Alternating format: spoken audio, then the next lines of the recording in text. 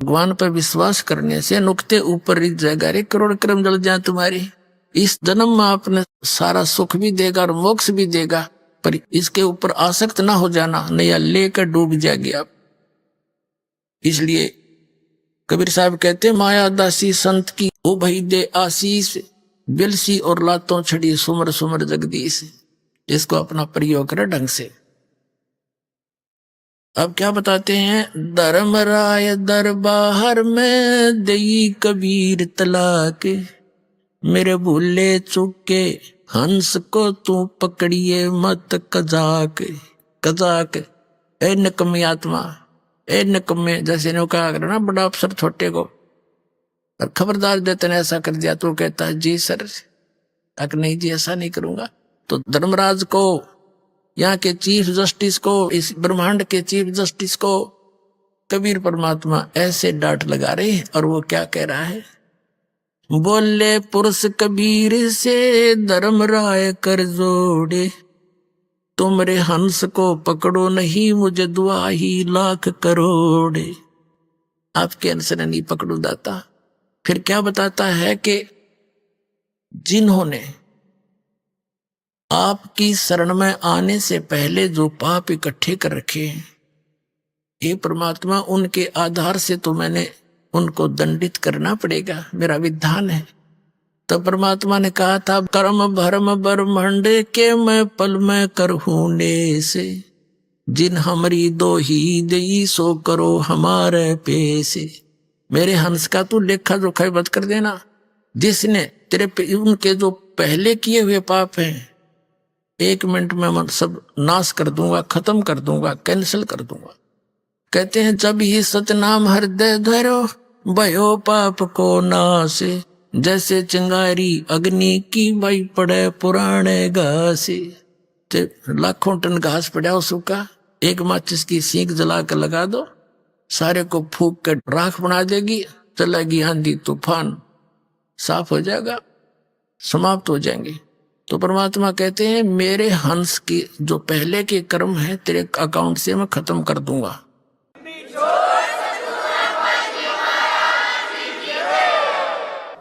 शिव मंडल ब्रह्मापुरी जय विष्णु लोक में हो, हमरे गुण भूले नहीं तो आन छुटाऊं तो। अपना आत्माओं आप धीरे धीरे समझ जाओगे। अभी तो बच्चे हो, कोई पहली कक्षा का है, कोई दूसरी कक्षा का, किसी ने आज प्रवेश ही पाया है। और जो पुराने हो गए उनके तो हृदय में दास जो वचन बोलता सारी 100% सत्य सिद्ध होते हैं, स्वीकार्य होते, आपको भी हो जाएंगे। यो ज्ञान आज तक आपने सुना को नहीं है, पूरे विश्व में ज्ञान नहीं। अब क्या है, ये है वो प्राइम टाइम मोक्ष का और भक्ति यथार्थ कराने का। आपकी अब परमात्मा के बच्चों से परमात्मा ने अब भक्ति करानी है। पूरे विश्व के प्राणी जो मनुष्य शरीर धारण करते रहेंगे उनको ये सतनाम मिलता रहेगा, और इसी से मोक्ष होना था। ये अभी तक छुपा रखा था। ये सतनाम आज तक इस दास के अतिरिक्त या उन महापुरुषों के अतिरिक्त जिन्होंने सीधे भगवान मिले थे उनको दिया था सतनाम, जाप भी दिया था, सारनाम भी बताया था, लेकिन उनको आगे देने को मना कर दिया था, किसी को जिक्र भी नहीं करना। धर्मदास मेरी लाख दुहाई, ये सार शब्द की दबार ना जाई, सार शब्द बार जो पढ़ी या बिचली पीढ़ी हंसनी तेरी। ये बिचली पीढ़ी आएगी, प्रथम पीढ़ी थी जो परमात्मा आए थे 600 वर्ष पहले, और ये बिचली पीढ़ी अब हजारों वर्ष चलेगा ये सतमार्ग, और पूरे विश्व में सतयुग जैसा माहौल बनेगा। इस माया की दौड़ से वापस हटेंगे, प्यार से रहा करेंगे, सबको पता चल जाएगा हम कहाँ बैठे हैं और क्या इकट्ठा कर रहे हैं। जब भगवान को खोजते किस लिए हैं कि वो हमें सुख दे, हमें निर्धन को धनी करे, तो फिर ये भगवान मिल गया क्यों ना करेगा, वो गुण उसके अंदर विद्यमान है। तो फिर हमें विश्वास होगा, रोज सुख होंगे तब विश्वास भी होगा। सुख जब होंगे जब हम दृढ़ रहेंगे, भगवान को छोड़कर अन्य किसी की उपासना नहीं करेंगे, नियमित रहेंगे, सारे सुख आपको डेली दिया करेगा, न्यारे न्यारे पल पल पर आपको दिखाएगा कि ये मैंने सुख दिया है, ये मेरा किया हुआ काम है, तुम्हारा यहाँ पृथ्वी पर नहीं हो सकता था। तो फिर क्या होगा, तो ये वो समय है, और इस समय में आपको वो तीनों टाइप का कंप्लीट कोर्स मिल गया। प्रथम मंत्र फिर वो सतनाम 2 अक्षर का, फिर सारनाम बाद में दिया जाएगा आपको जब आप योग्य हो जाओगे। अब तो दास इसलिए थोड़ा सा समय अधिक ले रहा है इस सारनाम के देने में कि कुछ ऐसा ना हो जाए कि एक आधा दुष्ट व्यक्ति इस प्रारंभ में 1-2 यहां से छोड़ गया, तीनों नाम ले गया, और फिर वो एक कहीं आप ना देने लग जाए, को अधिकारी तो है ही नहीं। इसलिए थोड़ा सा डिले कर रखा था कि इनको पूरा विश्वास हो जाए, धीरे धीरे 2-3-4 वर्ष के बाद देता हूं। आने वाले समय में जब पूरे विश्व में एक रस हो जाएंगे, अब जैसे 4 महीने के बाद सतनाम दिया जाता है और फिर 1 वर्ष के बाद आपको सारनाम दे दिया करेंगे और पहले विषय में रख दिया जाएगा।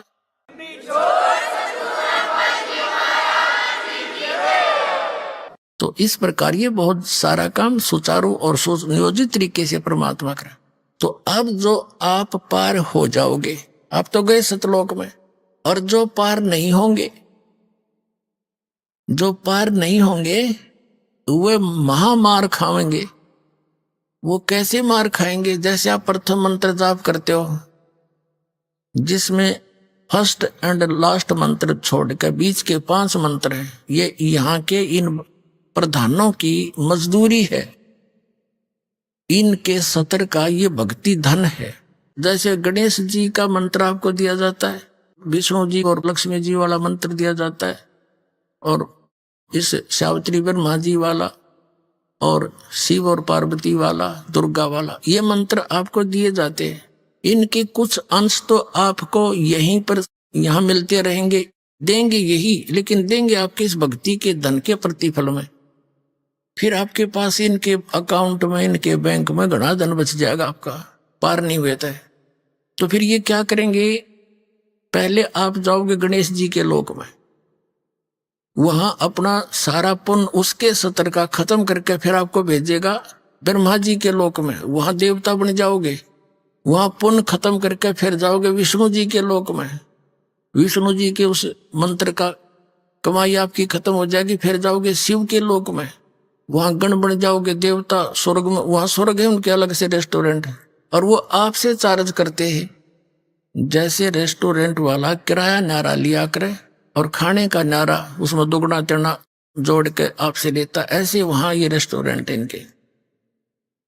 फिर वहां खत्म होने के बाद दुर्गा जी के लोक में, वहां देवता बनोगे, और जब आप हो जाओगे कंगाल, आपको नरक में, नरक से पीछा छुटकर फिर आपको पृथ्वी पर कई 1000 वर्षों तक, और फिर सतनाम का जो रह गया और सार नाम की कमाई आपको मिल गई, वो नहीं पार हुई। ये नहीं है कि सार नाम मिल गया पार हो गए, अंतिम सांस तक मर्यादा में रहोगे तब पार हो गए। तो फिर उनको उसके लिए इस काल ने क्या कर रखा है?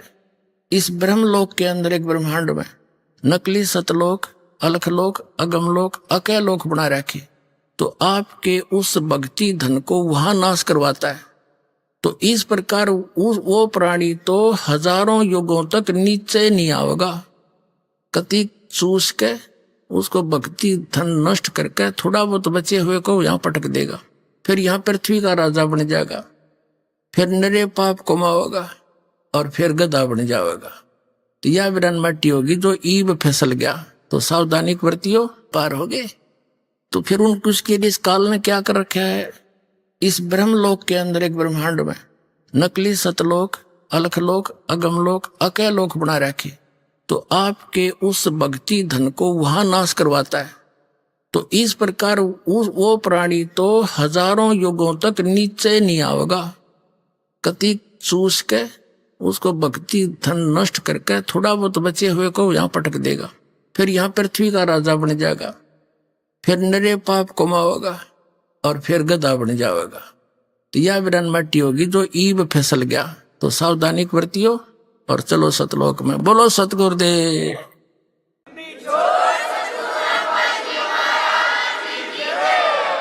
शिव मंडल ब्रह्मापुरी, जय विष्णु लोक में हो, हमरे गुण भूले नहीं तो आन छुटाऊं। तो जैसे गलती से कोई रह गया और वहां जाकर उसका याद आ गया कि हम तो गलत कराए, गुरुजी बताया करते थे, यहाँ तो हमारी पूंजी धन नष्ट होगी। अगर वहां भी आप पुकारोगे मालिक को, कहते वहां से भी छुटा लाऊंगा तुमको, और पुनः फिर भक्ति प्रारंभ करा दूंगा। इतना समर्थ है ये परमात्मा। बोलो सतगुरुदेव।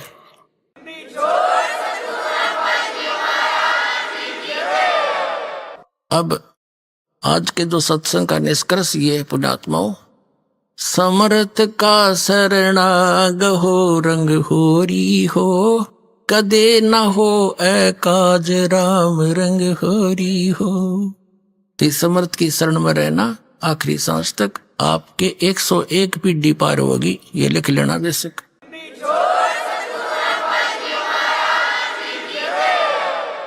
परम पिता परमात्मा पूर्ण ब्रह्म सर्व सृष्टि रचनार कबीर परमेश्वर जी की असीम कृपा से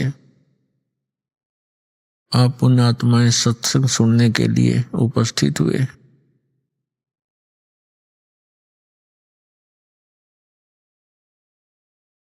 भक्ति मुक्ति के दाता सतगुरु भटकत प्राण फिरंदा, उस साहिब के हुक्म बिना नहीं तरवर पात हिलंदा।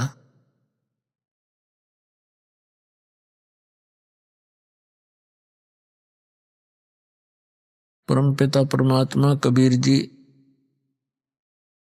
ये हम सभी आत्माओं के जनक हैं और ये हमें संदेश देने के लिए यहाँ आते हैं, ये ज्ञान कराने के लिए इस काल के लोक में सह शरीर आते हैं और सह शरीर चले जाते हैं।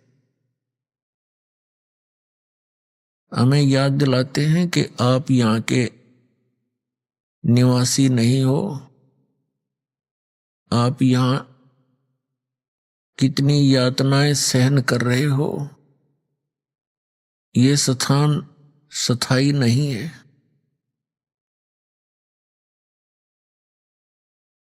अब क्या बताते हैं, चारों युग में संत पुकारे, कूक कहा हम हेल रे, हीरे माणिक मोती बरसे, ये जग चुगता ढेल रे। क्या बताते हैं कबीर परमात्मा जी के चारों युग में मुझसे परिचित मेरे संतों ने उस यथार्थ भक्ति मार्ग का ऊंचे स्वर में आवाज लगा लगा कर ज्ञान कराना चाहा, लेकिन ये संसार उस यथार्थ ज्ञान रूपी यानी पूर्ण मोक्ष की विधि रूपी जो मोती हैं उनको ना स्वीकार करके शास्त्र विरुद्ध साधना करके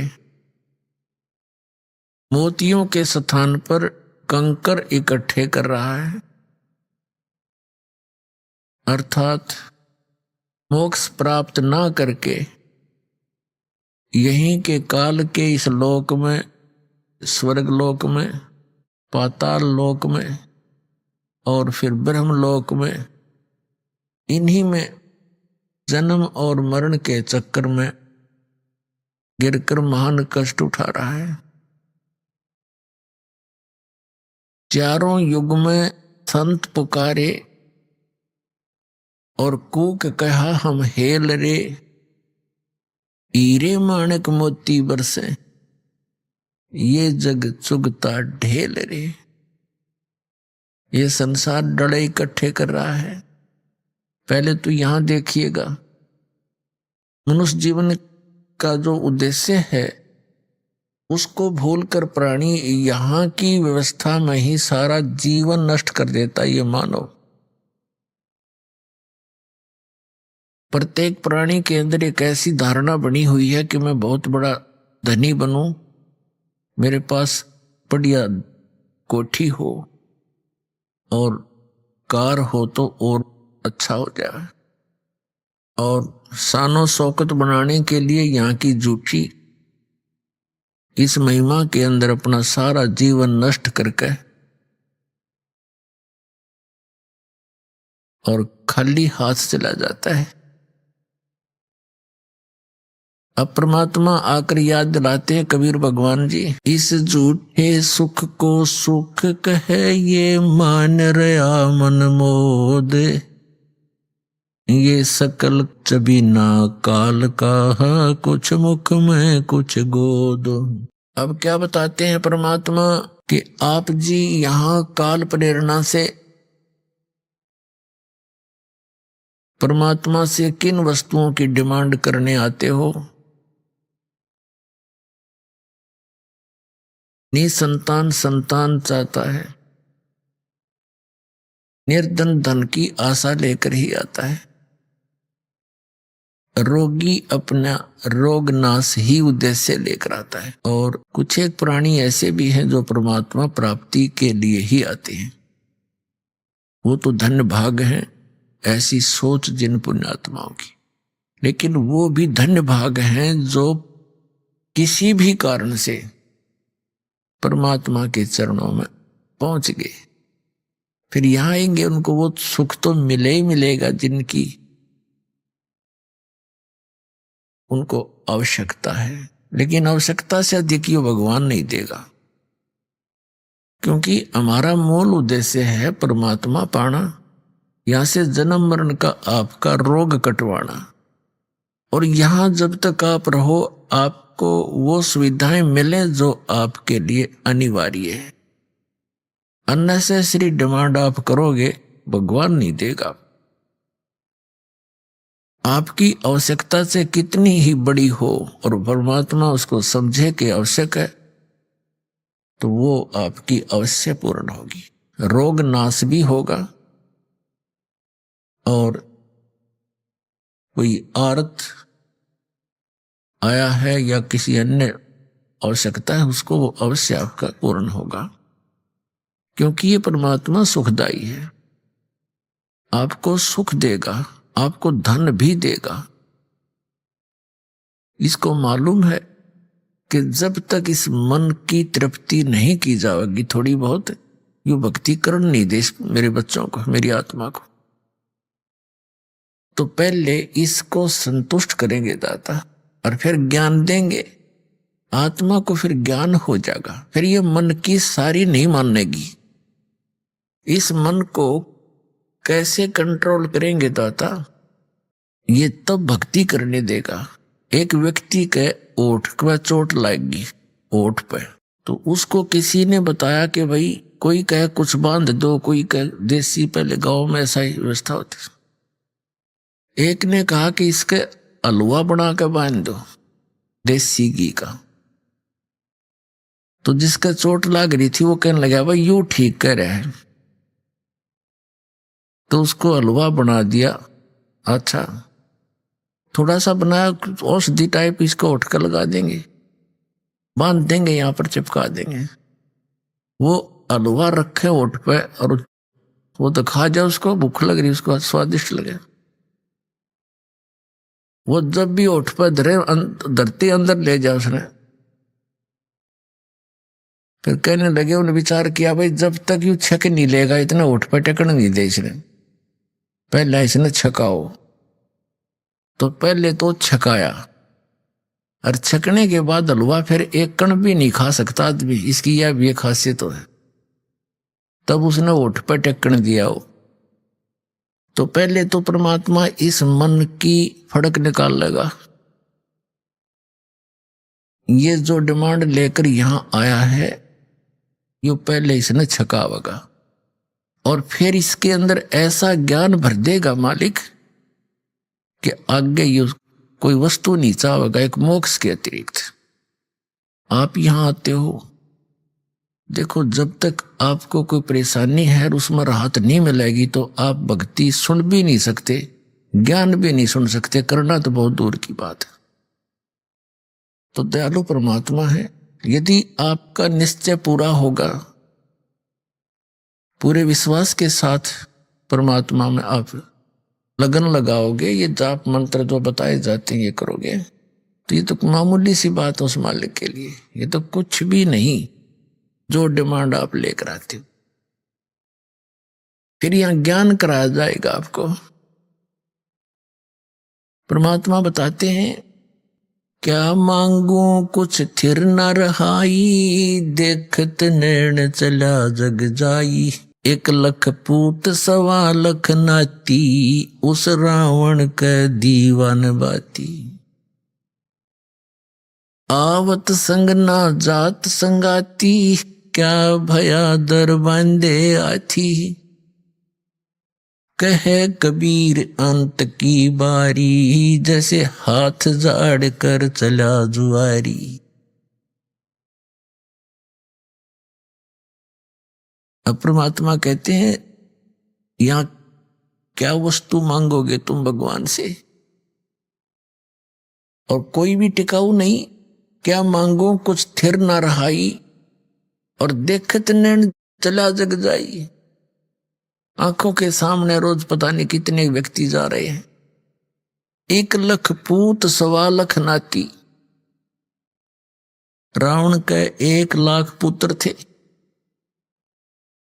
और वो भी सर्वनाश को प्राप्त हुए, सारे मर गए युद्ध में। और फिर उस रावण के घर में कोई दीपक जलाने वाला शेष नहीं बचा। तो क्या मांगा यहां पर। हम सत्संग कर रहे थे गांव में, एक व्यक्ति, उनका कोई रिलेटिव आ गया। वो छोटे से बच्चे को साथ लिए हुए था। तो सत्संग सुनकर उसकी आंखों में आंसू आ गए।